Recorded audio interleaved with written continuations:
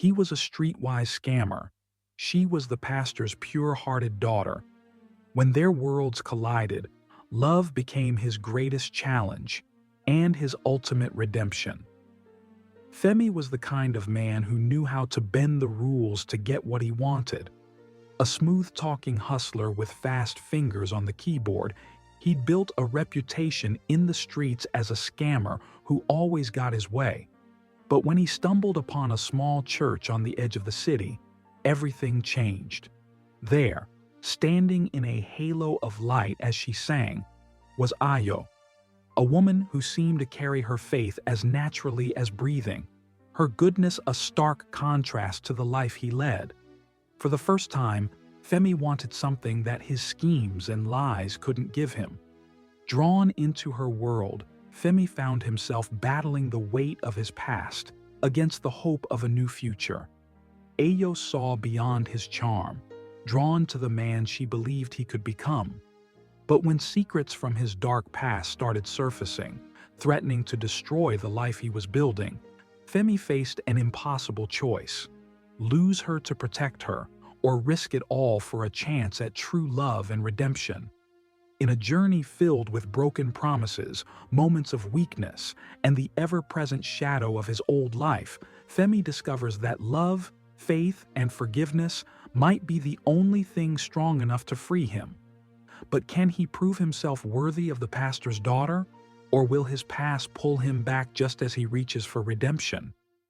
Femi never expected to be in church, but there he was, leaning back on the last row of pews, his posture casual, yet his heart racing. He'd come there by accident, hoping to find his cousin who sold phones on the side. Instead, he found the one place he never thought he'd willingly stay. And it was all because of her. The first thing he noticed about Ayo was her voice. Soft yet powerful, it cut through the air like a prayer dressed in silk. When he looked up and saw her on stage, her long curly hair framing her face and her eyes closed as she sang, he felt something shift inside him. She was the pastor's daughter, of course.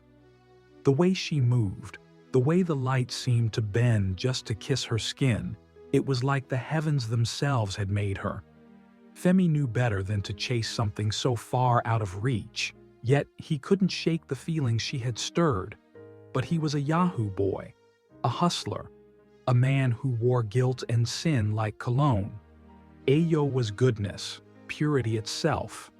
What would she see in him if she ever knew who he really was? Days passed, but Femi couldn't get her out of his mind. He found himself wandering back to that small church in the evenings, lingering around the edges, hoping for a glimpse of her. One day, when he dared to go inside again, she saw him. Their eyes met, and her gaze didn't falter. Instead, she gave him a smile, warm, open, and inviting. In that moment, Femi felt something break within him. He hadn't even realized it, but he'd built walls around his heart, fortresses of stone and steel. Her smile was a hammer that chipped away at his defenses. "Hi, I'm Ayo," she said, her voice as gentle as he remembered. He stammered out his name, uncharacteristically nervous. They talked for only a few minutes, but every word felt heavy with meaning. And before he left, she told him about a church event happening that weekend, inviting him to attend. It was madness. The last place he belonged was at a church gathering. But there was something about Ayo that made him crave a different life, one where he wasn't just Femi the scammer. He wanted to be better, if only to be worthy of her. Femi found himself returning to the church often, becoming a silent fixture in the back pews. Over the weeks, he and Ayo grew close. She was intelligent and kind-hearted, and she seemed to look right through his rough edges, seeing something no one else ever had. She shared her dreams of becoming a doctor to help the less privileged, inspired by the kindness her father showed the community. Listening to her, Femi felt a pang of guilt. He thought about his own life, the money he earned through deception, the pain his lies could cause. But every time he considered confessing to her, he saw the light in her eyes and swallowed the words. She started bringing him coffee after service, and they'd sit by the church steps, laughing and talking about everything and nothing. It felt surreal to him, a Yahoo boy in love with a pastor's daughter, as if fate had a twisted sense of humor. But Femi's life was never simple. His partners in crime started noticing his absence, his distracted demeanor. They pulled him aside one day. "Guy, you're messing up. What's up with you?" asked Aide, his closest friend in the trade, eyebrows raised in suspicion. Femi brushed it off, but the truth gnawed at him. His double life was bound to catch up, and Ayo was starting to notice the cracks in his armor too.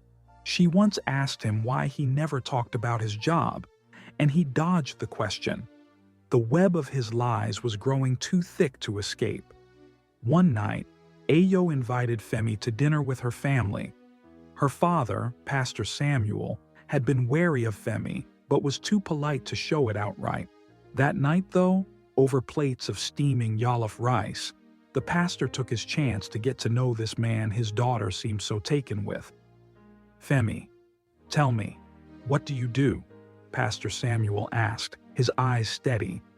Femi's throat tightened. He knew he couldn't lie. Not to her father, but the truth would break Ayo's heart. He stammered, desperately searching for words, until Ayo reached over, placing her hand on his. "Dad, Femi's work isn't important. What matters is his heart," she said, her voice filled with warmth. The pastor raised his eyebrows but said nothing more. Femi felt both relief and guilt so intense it nearly crushed him. She had defended him without even knowing who he really was. After dinner, he pulled Ayo aside. The weight of his double life was unbearable. "Ayo, there's something I need to tell you," he began, his voice shaky. "What is it, Femi?" she asked, concern flickering in her eyes. And in that quiet corner of her father's house, Femi confessed everything. The scams, the lies, the life he led that was a world away from hers. As he spoke, Ayo's face grew pale, her eyes filling with tears. "Why didn't you tell me?" she whispered, hurt evident in her voice. "I was afraid you'd leave, afraid of losing you," he replied, his voice cracking. For a moment, it seemed as if she might turn away. But then, with tears streaming down her face, she looked at him with a strength he hadn't expected. "Femi, I don't love what you do, but I see the person you are underneath. If you're willing to change, I'll be here. But you have to choose." That night, Femi lay awake, the words of Ayo haunting him. He realized he couldn't keep one foot in two worlds. If he wanted her, truly wanted to be worthy of her love, he would have to leave behind everything he'd ever known. He spent the next few days avoiding his old friends, ignoring their calls and texts. He knew they wouldn't understand, and he didn't have the strength to face their questions. Instead, he started looking for legitimate work, small jobs that barely paid anything compared to his previous life. But it was honest work, and it felt right. One day, Aide found him stacking boxes at a local warehouse. He looked at Femi in disbelief, anger simmering beneath his shock. "So it's because of that pastor's daughter you want to leave a poor life, right?" he spat, his words laced with bitterness. Femi looked at him, regret mingling with resolve. "This isn't the life I want anymore, Aide. You may not understand, but I have to change." Their friendship shattered that day. Femi walked away, his heart heavy yet filled with a new kind of hope. He spent his nights working, saving, trying to build a future that he could be proud of, one Ayo would be proud of too. Months passed. Femi was slowly piecing together a life that was different from anything he'd ever known. He and Ayo grew closer, their love deepening as he became a man she could truly trust. But just when things seemed stable, the past came knocking. One evening, as Femi was closing up at work, he received a call. It was aid. I just wanted you to know, Femi. I told her father everything, he sneered, the bitterness in his voice clear. Let's see if she still wants you after this. Femi felt the ground shift beneath him. In that instant, he knew he could lose everything. When he arrived at the church, he found Ayo sitting alone, her eyes red-rimmed. Pastor Samuel had learned the truth, and the man was heartbroken, forbidding Ayo from ever seeing Femi again. She looked up as he approached, her gaze filled with both love and pain. Femi, my father, he says we can't be together. He tried to hold her, to tell her that everything would be okay. But she pulled away, her voice choked with tears. I thought we could fight for this. But it's tearing my family apart, Femi. Maybe it's better this way. Femi's heart shattered. For the first time in his life, he felt the true weight of loss, a hole that no amount of money could fill. He tried to speak, but she shook her head. Maybe one day, when things are different, she whispered. They stood there, frozen in time, the years falling away as they looked into each other's eyes. Femi couldn't find words, but his heart spoke volumes, pounding wildly in his chest. Ayo looked the same, yet different. Her face a little wiser, her eyes carrying stories he hadn't been there to share. And she saw him too, with a mixture of wonder and something deeper, a recognition of the man he'd become. Ayo, is it really you? He finally whispered, his voice hoarse with emotion. She smiled, a soft, familiar smile that made his heart ache with memories. Yes, Femi, it's really me. They sat at a nearby cafe, talking for hours as if the years apart had been mere days. Ayo shared how she'd continued her path, finishing medical school and becoming a doctor in a small clinic. Her father had never fully forgiven her for those tumultuous days with Femi, but time had softened his stance, and he'd come to accept that she was her own person. Femi shared his journey too, how he'd gone back to school, started a small logistics company, and built a life based on integrity, one that wouldn't tarnish his soul or the memory of their love. He told her how he'd often thought of her, wondering what she was doing, if she was happy, if she'd ever forgiven him. And then Ayo reached across the table, placing her hand over his. Femi, I forgave you long ago. I loved you, and you changed because of that love. I could never hold anything against you for becoming who you are. His eyes stung with unshed tears, and he gripped her hand tightly, savoring the moment he dreamed of for so long. As their bond rekindled, Femi found himself wondering about Ayo's family, particularly her father. He knew he owed Pastor Samuel more than just an apology. He owed him an explanation, a promise that he had truly changed. It was daunting, facing a man who had once forbidden him from seeing Ayo, but he knew he couldn't have peace without seeking the pastor's blessing. Do you think your father would ever want to see me? He asked one day, as they sat in the park watching the sunset. Ayo hesitated, her gaze thoughtful. It might be hard, but I think it's worth a try. He's softened over the years, especially after seeing the work I've been able to do as a doctor. I think he's come to understand that love doesn't always follow rules. But Femi, be patient with him. The following Sunday, Femi stood at the back of the church once more. It was strange, surreal, to be in the place where he'd first seen Ayo so many years ago. Pastor Samuel hadn't changed much. His hair was grayer, and his gait slower, but his presence was the same, steady and resolute. When the service ended, Ayo led Femi to her father, her hand trembling slightly in his. The pastor's eyes widened with recognition, his lips pressing into a tight line. Sir, Pastor Samuel, I know I am the last person you expected to see here today, but I came because I wanted you to know I've changed. I am not the same man I was when you met me. I understand if you never forgive me, but I want you to know that my feelings for Ayo were real. They still are." For a long moment, Pastor Samuel said nothing. The silence stretched, heavy and thick. Then he sighed, his eyes searching Femi's face. "A man who owns his sins is stronger than one who hides them," the pastor finally said, his voice calm yet unyielding.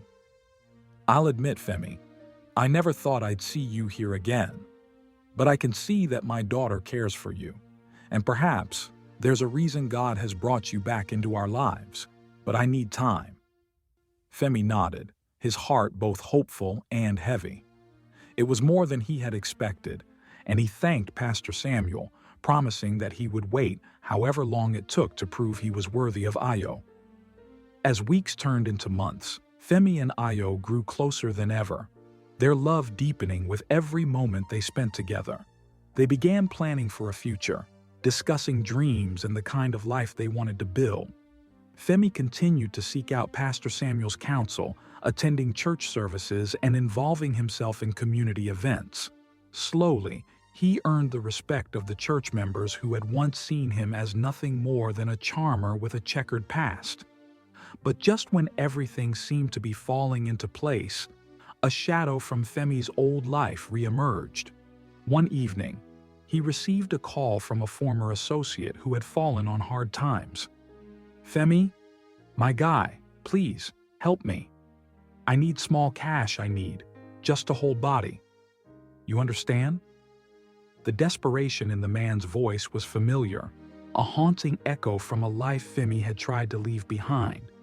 Femi wrestled with himself, torn between loyalty and self-preservation. In the end, he gave the man a small amount, telling himself it was just a one-time favor. But that favor was enough to bring whispers back to the streets, and soon people began to talk, saying Femi hadn't really changed. When Ayo heard the rumors, she confronted him. "Femi, is it true? Are you back in that life?" He shook his head, hurt filling his eyes. "No, Ayo. I swear to you. I helped an old friend who was struggling. I didn't go back to that life. I promise you, I'd never do that." She searched his face, and he could see the worry there, a hint of doubt that stung him deeply. He knew he had to be careful. Even a single misstep could unravel everything he'd worked so hard to rebuild. One evening, as they sat together at her clinic, Ayo shared a new dream with Femi. She wanted to open a larger health center in a rural area where medical help was scarce. It was an ambitious plan, one that would require funding she didn't have. Femi saw the fire in her eyes and wanted nothing more than to help her realize this dream. Without thinking, he offered to fund part of it, saying he'd find a way to make it happen. But Ayo paused, looking at him with a hint of skepticism. "Femi, I appreciate your offer, but I need to know, where will this money come from?" It was the same doubt, the same nagging worry that his past would always be a shadow in their lives. For the first time, he realized that even if he stayed on the right path, the lingering scars of his old life might never fully heal. But he took her hands in his and said, "I promise, Ayo. Every penny will come from honest work. I want to build this future with you, one we can both be proud of." Her expression softened, and she leaned into him, resting her head on his shoulder. "Then let's do it together, Femi. Let's build this life, and let's make it one we'll never regret." 2 years later, Femi stood beside Ayo as they cut the ribbon to open the new health center. Pastor Samuel was there, his eyes filled with pride and perhaps a hint of forgiveness, a silent acknowledgement of Femi's journey. It had taken years of hard work, trust building, and faith, but they had finally built the life they'd dreamed of. As they walked through the clinic together, Femi and Ayo paused in front of a plaque that bore the name of the center, the New Dawn Health Center. It was a testament to second chances, a symbol of the love that had survived every test, every heartache, and every temptation. As they looked at each other, Femi whispered, Thank you, Ayo, for believing in me, even when I didn't believe in myself. She smiled, tears shimmering in her eyes. Femi, it was always you. Even when it was hard, even when the world told me otherwise, it was always you. And in that moment, Femi knew he had found his true redemption, not in the work he did or the wealth he earned, but in the love he'd fought so hard to be worthy of. Together, they had created something lasting, a legacy of love, faith, and hope that would live on, far beyond the reach of the past.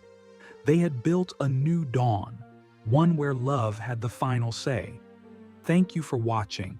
Please like, comment, and share.